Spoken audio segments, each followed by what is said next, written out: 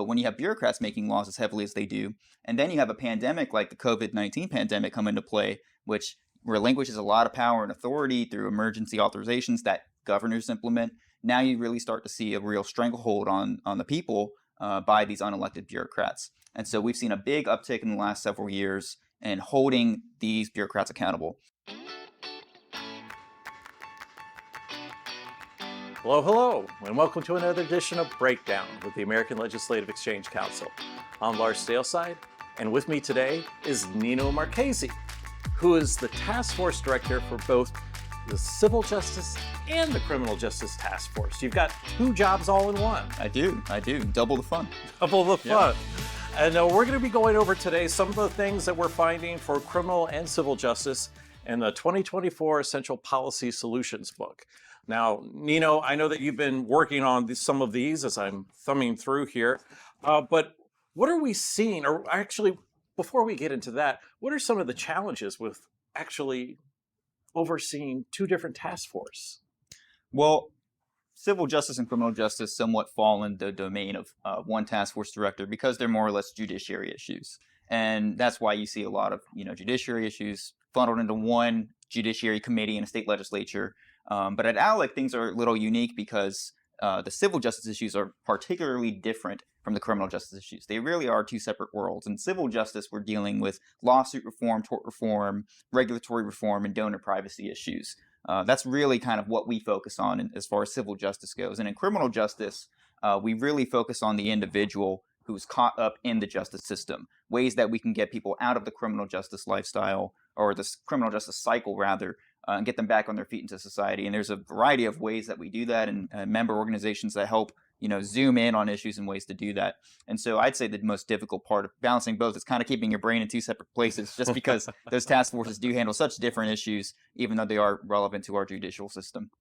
Right. And so, well, instead of just going back and forth, let's start off with criminal justice. Sure. Overall. I know that recently we were championing something with the Veterans Act. What was that actually? Sure. This was the Veterans Justice Act. The Veterans Justice Act. And what did that do? Yeah, this was one of our more recent model policies that we passed in the summer of 2023. And this was an act which provided veterans with an avenue within the judiciary to bypass traditional means of prosecution. So oftentimes what we're seeing, and the kind of motivation for this, is that you have veterans, specifically active duty, active combat veterans, right? They saw combat and violence a lot of the times, and they come back home, with certain conditions and not necessarily mental illnesses, but exactly, and in significant ways. These are not minor ways, and we're all familiar more or less with what that looks like, and the issues these type of people face. And so unfortunately what happens is these people get caught up in the justice system because they react in a way that they wouldn't normally react, and they commit a criminal act, whether or not somebody's harmed or not, but usually that involves a crime and an arrest and oftentimes a prosecution. And now we've looped this veteran who served our country and is suffering from the effects of serving into the justice system. They have a criminal record and possibly, jail or prison time. And that can be an endless loop. Exactly. And ultimately, it's something that could be avoided and mitigated through rehabilitation. And so what the Veterans Justice Act does is it provides judges with the option to divert them from traditional prosecution if certain types of rehabilitation programs are met and provided to this veteran. And one of the model veterans that individuals that we pointed to in this act, and things that we've written about and discussed about, is a veteran who did exactly that and ended up training and serving other veterans, including police officers that arrested him during the time of his own incident. So there's proof that these programs work and have gotten veterans back on their feet and out of the criminal justice cycle. And with the criminal justice cycle overall, I know that there's been some efforts as well to try to clean up the system in there too. Why don't you tell us a little bit about that? Sure.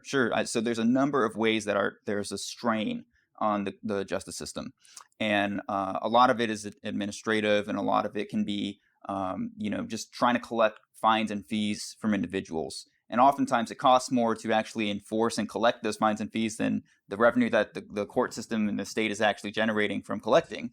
And so it doesn't seem to be worth the while, at least from a financial perspective. But what a lot of our members look into and specialize in, and what we've really come to bring to the surface at ALEC, is that there's a lot of people that are bogged down with these court-imposed fines and fees who are indigent. They can't afford them. It doesn't seem to be proportional to the crime they committed.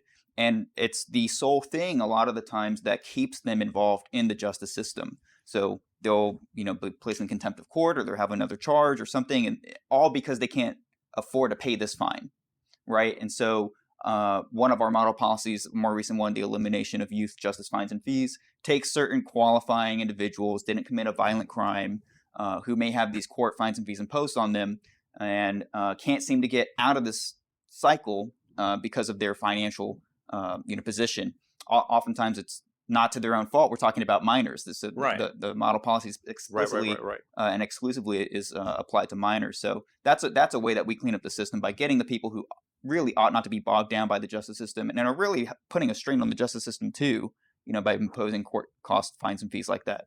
Right. Now, I know for most of you out there who are not legal aficionados, that mainly when they think about the justice system, they think more of an LA law, the practice, Ally McBeal, and I know that I'm really aging myself with those references overall. But outside of the criminal justice, there's also the civil justice side of things. And I know that we've been working there also with some sort of work on the lawsuit reform angle. Yeah, absolutely. So civil justice is primarily looked like lawsuit reform at ALEC. This is tackling ways that we can minimize the abuse of our judiciary.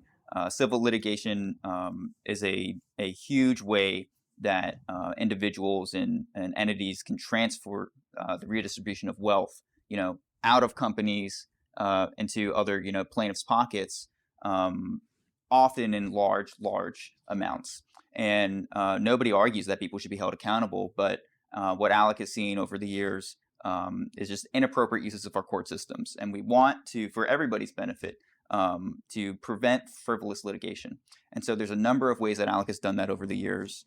Most recently, we passed things like the Anchors Away Act, which is a way that minimizes trial attorney strategies to frame payout amounts in a more favorable light to their clients. When juries have no idea, what an arm or a leg is worth, they'll just throw out a number, $2 million. Phantom damages acts, it's a way to mitigate costs too. But the ultimate thing here is that we're trying to help conservative legislators, understand that this is a component of free markets. This is a component of economic freedom and prosperity.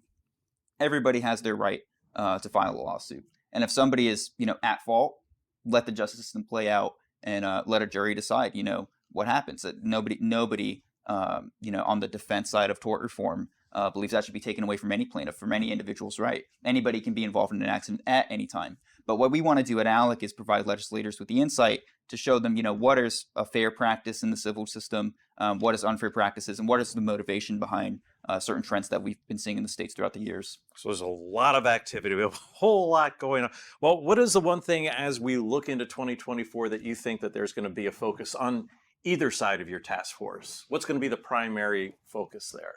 Well, we've seen a lot of interest in regulatory reform affairs on the civil side throughout the states. So this is reining in the power of the executive branch. A lot of people think government and civics 101, your legislative, executive, judicial branch. Everybody's familiar with the legislative branch and the judicial branch. It's who makes the laws and then, who adjudicates them, who gets your sentence. But this middle ground, this executive branch, we don't really know what that is. Like, that's the governor, that's a bureaucrat, and then the conversation kind of stops there. And the unfortunate truth is that at the federal level and the state level, the legislative branch has superseded its power, not actively necessarily, but submissively, by allowing executive branch officials to create these regulations and kind of overstep their constitutional authority, the federal constitution and the state constitution level, and they create all these laws and rules which affect people's lives just as a legislature does. So you have basically the folks who are working for the chief executive of the state, who are making up their own laws and rules that nobody in the state legislature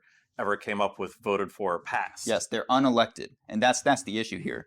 A legislature can pass a bad law, and then you can hold them accountable as a voter. You can kick them out of office. That's kind of the point of the experiment, see what works, what doesn't, and give the people the power to get them out. But when you have bureaucrats making laws as heavily as they do, and then you have a pandemic like the COVID-19 pandemic come into play, which relinquishes a lot of power and authority through emergency authorizations that governors implement, now you really start to see a real stranglehold on the people by these unelected bureaucrats. And so we've seen a big uptick in the last several years in holding these bureaucrats accountable, and in a variety of different areas. It can be in the realm of free speech. It can be in the realm of lawsuit reform. It can be in the realm of just constitutional authority and emergency powers that a governor has and how they implement them. But the core umbrella is reigning in their authority. Reigning in the authority. Well, no one's going to be reining Nino in there, as he's heading up both this criminal and civil justice task force here at the American Legislative Exchange Council. Thanks for watching, and please join us again for another breakdown.